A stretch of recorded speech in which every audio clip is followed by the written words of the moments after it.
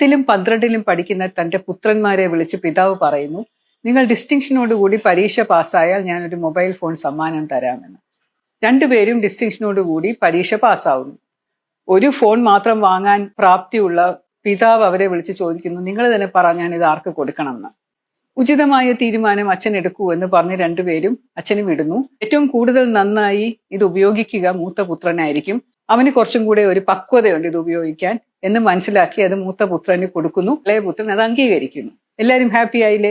അടുത്ത വീട്ടിലെ ഒരു കുത്തിത്തിരിപ്പുകാരൻ വികൃത ബുദ്ധി നിരന്തരം ഇളയ മകനോട് പറഞ്ഞുകൊണ്ടിരിക്കുന്നു, എന്തൊരു ചതിയാണ് ഇത്, എന്നാലും ഇങ്ങനെ ചെയ്യാവോ, നിന്റെ അച്ഛൻ നിനക്ക് സത്യം ചെയ്തതല്ലേ, അത് നീ വാങ്ങിച്ചെടുക്കട്ടെ, വഴക്കിട്ട് ഫൈറ്റ് ചെയ്ത് അത് വാങ്ങിച്ചെടുക്കണം, അല്ലെങ്കിൽ നീ എന്തിനാ ജീവിച്ചിരിക്കുന്നത്, പോയി ചത്തൂടെ, ഓടിപ്പൊക്കൂടെ, ഇതുപോലെയുള്ളൊരു കുടുംബത്തിൽ നീ എന്തിനാ തുടരുന്നത്.